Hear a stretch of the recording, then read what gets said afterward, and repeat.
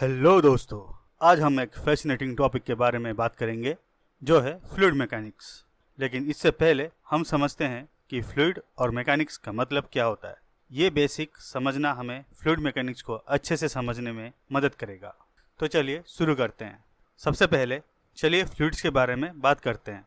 आप सबने solid, liquids और गैसेस के बारे में सुना होगा। सॉलिड्स का एक फिक्स्ड शेप होता है, जैसे एक पत्थर या एक टेबल। लेकिन फ्लूइड्स जो लिक्विड और गैसेस दोनों होते हैं, उनमें कुछ इंटरेस्टिंग प्रॉपर्टी होती है। इसका कोई स्पेसिफिक शेप नहीं होता। फ्लूइड्स जो दो प्रकार के होते हैं, एक लिक्विड्स और एक गैसेस। लिक्विड्स जैसे पानी बह सकता है और कंटेनर का शेप ले सकता है। जैसे कि आप 1 लीटर पानी को एक बोतल में डालते हैं तो वो बोतल का शेप ले लेता है। गैसेस जैसे हवा भी फ्लो करती है और अवेलेबल स्पेस को भर देती है। सोचिए, एक बैलून को हवा से भरते हैं तो वो बैलून जितना भी स्ट्रेच हो सकता है उतना बढ़ जाता है। अब ये फ्लूइड सॉलिड से कैसे डिफरेंट है, चलिए समझते हैं। सबसे बड़ी डिफरेंस ये है कि फ्लूइड्स शियर फोर्स को रेजिस्ट नहीं कर सकती, ये फ्लो करने लगती है। जैसे कि अगर आप एक सॉलिड ब्लॉक को पुश करते हैं तो वो एक साथ मूव होता है, लेकिन अगर आप एक फ्लूइड को स्टीयर करते हैं तो वो आसानी से हिलता है। दोस्तों, चलिए समझते हैं difference between solid and fluid by observing this two picture. First picture solid को समझने के लिए है एंड सेकंड पिक्चर फ्लूइड को समझने के लिए है। दोनों पिक्चर में एक upper and lower rectangular block present है। लोअर रेक्टेंगुलर ब्लॉक दोनों में फिक्स्ड है। दोस्तों, सॉलिड के केस में मिडिल वाला रेक्टेंगुलर ब्लॉक जो रेड कलर का है उसे हम रबर नहीं तो स्टील का कंसिडर कर सकते हैं। चलिए रबर का कंसिडर कर लेते हैं। चलिए मान लेते हैं कि ये रबर इस अपर प्लेट के साथ ग्लूड होके है, या फिर आप बोल सकते हो चिपक के है। अब जब ये आदमी अपर प्लेट को फोर्स के साथ पुल कर रहा है तो आप देख सकते हैं नीचे रबर डिफॉर्म हो रहा है और डिफॉर्म के कारण उसका शेप भी चेंज हो रहा है। ये डिफॉर्म के कारण कुछ एंगल फॉर्मेशन हो रहा है और ये एंगल हमें ये बताता है कि ये फोर्स के कारण इतना एंगल ऑफ डिफॉर्मेशन हुआ है। इस एंगल को हम शेयर स्ट्रेन बोलेंगे। सपोज कि ये आदमी फोर्स 1 न्यूटन लगा रहा है तो शेयर स्ट्रेन 5 डिग्री हो रहा है। अगर ये फोर्स 2 न्यूटन लगाएगा तो शेयर स्ट्रेन कुछ और होगा, जैसे कि 10 डिग्री। बट हमें ये याद रखना है कि जो भी फोर्स हो वो रबर के इलास्टिक रेंज के अंदर में हो। अब जब हम ये फोर्स रिमूव करेंगे तो ये रबर अपना ओरिजिनल शेप में आ जाएगा, नहीं तो पार्शली रिगेन कर लेगा depending upon the force applied. अब दोस्तों चलिए सेकेंड पिक्चर को देखते हैं, जहाँ रबर को रिप्लेस करके वाटर लेंगे। अब जब हम सेम फोर्स यहाँ लगाएंगे तो फ्लूइड में कंटिन्यूस डिफॉर्मेशन देखने को मिलेगी। अब कंटिन्यूस डिफॉर्मेशन होने के कारण अब shear strain rate of shear strain के अकॉर्डिंग चेंज होगी। चलिए इसे एक डे टू डे लाइफ के ऑब्जर्वेशन से समझते हैं। सबके घर में तो CFL बल्ब नहीं तो ट्यूबलाइट बल्ब तो होगी ही। सपोज कीजिए उस बल्ब का वाटेज 30 वाट है, मतलब 30 जूल पर सेकेंड है। इसका मतलब 1 सेकेंड में ये बल्ब 30 जूल की इलेक्ट्रिसिटी कंज्यूम करता है। आप जब तक ये बल्ब ऑन रखोगे वो टाइम के हिसाब से पर second 30 joule of electricity consume करेगा। सो इस एग्जांपल से हम ये समझ सकते हैं कि ये टाइम रेट से एनालाइज्ड हो रही है, क्योंकि ये कंटिन्यूस प्रोसेस है। सिमिलरली जब हम फ्लूइड पे शियर फोर्स यूज़ करते हैं तब फ्लूइड कंटिन्यूस डिफॉर्म होता है एंड उसके कारण रेट ऑफ शियर स्ट्रेन देखने को मिलता है। लाइक फोर्स अगर 2 न्यूटन यूज़ हो रहा है, रेट ऑफ शियर स्ट्रेन 6 हो गया, एंड जब 4 ले रहे हैं तो 12 हो रहा है, और अगर 0.02 ले रहे हैं तो 0.06 हो रहा है। इसका मतलब छोटा सा छोटा फोर्स में भी कुछ डिफॉर्मेशन फ्लूइड में ज़रूर दिख रहा है। तो ये थी difference between solid and fluid. चलिए नेक्स्ट मैकेनिक्स समझते हैं। दोस्तों, मैकेनिक्स वो साइंस है जो बॉडीज़ के बिहेवियर को स्टडी करती है जब उन पे फोर्स एक्ट करते हैं। मैकेनिक्स का 2 मेन ब्रांच है, एक है स्टैटिक्स और एक डायनेमिक्स। चलिए समझते हैं आखिर स्टैटिक्स और डायनेमिक्स होता क्या है। स्टैटिक्स उन बॉडीज से डील करता है जो रेस्ट में होते हैं।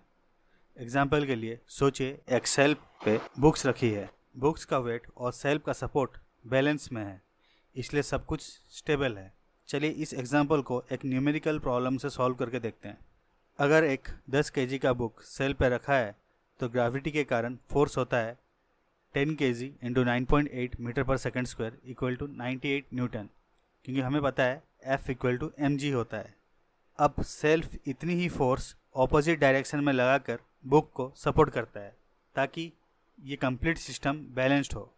तो हम इस एग्जांपल से ये समझ सकते हैं कि बुक रेस्ट में है और बिकॉज ऑफ इट्स ग्रेविटी और उसके मास के कारण वो उस पर फोर्स एक्ट कर रहा है और उस फोर्स को बैलेंस करने के लिए सेल्फ इतनी ही फोर्स अपोजिट डायरेक्शन में लगा रहा है ताकि कंप्लीट सिस्टम बैलेंस्ड में हो। चलिए अब समझते हैं डायनेमिक्स क्या है। डायनेमिक्स मूविंग बॉडीज से डील करता है।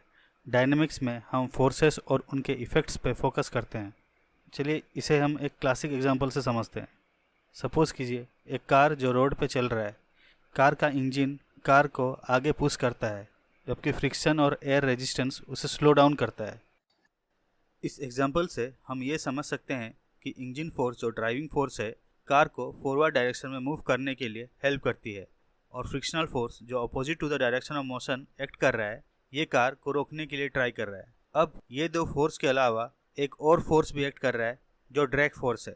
ये भी opposite to the direction of motion act करेगा। जैसे ही कार फॉरवर्ड चलती है एक एयर रेजिस्टेंस इसको मिलता है और उसे हम ड्रैग फोर्स बोलेंगे। अब दोस्तों कार का खुद का वेट तो होगा ही और उसके कारण ग्रेविटेशनल फोर्स भी एक्ट करेगा जो डाउनवर्ड डायरेक्शन एक्ट करेगा and that is equal to m/g, क्योंकि कार का तो कुछ मास होगा ही and acceleration due to gravity तो हम जानते ही है। इसको बैलेंस करने के लिए और एक फोर्स एक्ट करेगा जो नॉर्मल फोर्स है जो perpendicular to the road surface होगा जो equal and opposite to the gravitational force act करेगा और उसे हम बोलेंगे नॉर्मल फोर्स। सो दोस्तों जैसे कि मैंने थोड़ी देर पहले कहा कि डायनेमिक्स में हम फोर्सेस और उनके इफेक्ट्स पे फोकस करते हैं, तो आप इस एग्जांपल में देख सकते हैं कि कार पे कितने सारे फोर्सेस एक्ट कर रहे हैं। तो ये था डायनेमिक्स पार्ट। तो अभी चलते हैं फ्लूइड मैकेनिक्स क्या है। अब जब मैकेनिक्स का कॉन्सेप्ट फ्लूइड बॉडी पे इम्प्लीमेंट होगा तब हम उसे फ्लूइड मैकेनिक्स बोलेंगे। इसका मतलब ये जितने सारे कॉन्सेप्ट हम लोग स्टैटिक्स एंड डायनेमिक्स के पार्ट पढ़ चुके हैं वो कॉन्सेप्ट को हमें अभी फ्लूइड मैकेनिक्स में इम्प्लीमेंट करना है। मतलब फ्लूइड मैकेनिक्स को हम बोल सकते हैं कि ये एक ऐसा ब्रांच है जो फ्लूइड्स को स्टडी करती है, चाहे वो रेस्ट में हो या मोशन में हो, एंड उनका इंटरेक्शन दूसरी ऑब्जेक्ट के साथ कैसा होता है ये हम स्टडी करते हैं। ये भी दो टाइप के होते हैं, एक है फ्लूइड स्टैटिक्स और एक fluid dynamics.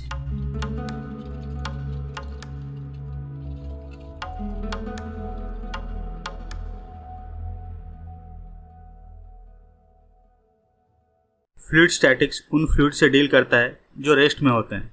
For instance swimming pool के बॉटम पे प्रेशर डेप्थ के साथ इंक्रीज होता है क्योंकि ऊपर का पानी वेट लगाता है। क्योंकि ये आप देख सकते हो स्विमिंग पूल में कंप्लीट वाटर रेस्ट में है और इसके लिए अगर हम लोग डेप्थ में जाएंगे, पूरा नीचे जाएंगे तो हम प्रेशर निकाल सकते हैं विद रेस्पेक्ट टू डेप्थ। चलिए एक एग्जांपल करके समझते हैं। अगर एक स्विमिंग पूल 3 मीटर डिप है तो बॉटम पे प्रेशर कितना होगा, तो इसका फॉर्मूला, तो इसको हम इस तरह कैलकुलेट कर सकते हैं।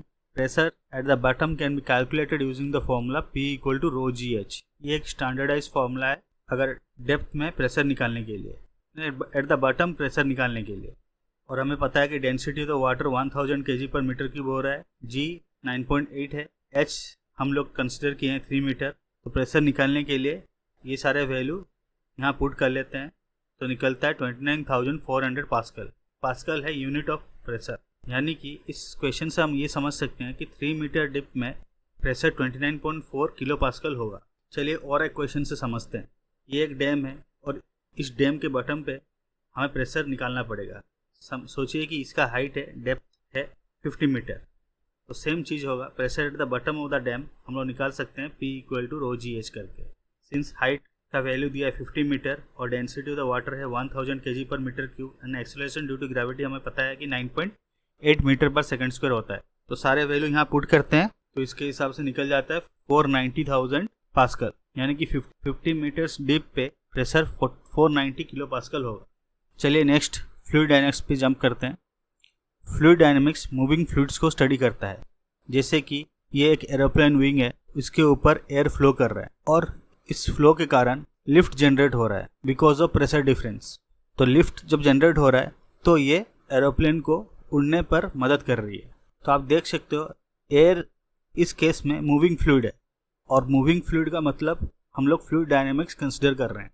चलिए इसे भी एक एग्जांपल के साथ समझते हैं। ये एक प्लेन है, उसका विंग एरिया 20 मीटर स्क्वायर है और इसका एयर स्पीड दिया गया है 150 km/h। तो ये पूछा गया है कि लिफ्ट फोर्स कितना होगा। एज्यूम करते हैं coefficient of lift is equal to 0.5। तो इस टाइप का प्रॉब्लम को सॉल्व करने के लिए हमें एक फॉर्मूला की ज़रूरत है जो लिफ्ट फोर्स है, और वो है lift equal to half rho v square into a into coefficient of lift. अब डेंसिटी ऑफ वाटर तो 1000 kg पर मीटर क्यूब था, डेंसिटी ऑफ एयर डिफरेंट है, that is equal to 1.225 kg per metre cube.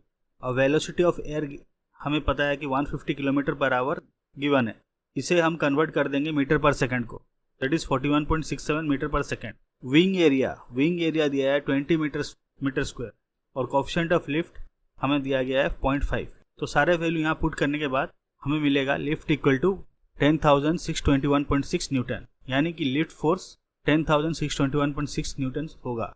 तो आप देख सकते हैं जब फ्लूइड डायनेमिक्स हम कंसिडर कर रहे हैं तो हमें फोर्स को कंसिडर करना पड़ेगा, फोर्स निकालना पड़ता है। तो दोस्तों ये था फ्लूइड मैकेनिक्स का एक क्विक ओवरव्यू। अगर आपको ये वीडियो पसंद आई है तो लाइक, शेयर और सब्सक्राइब करना ना भूलें, और साइंस एंड इंजीनियरिंग के और भी इंटरेस्टिंग कंटेंट के लिए एंड ऑफ इग्नोरेंस के साथ बने रहें। Thanks for watching and see you next time.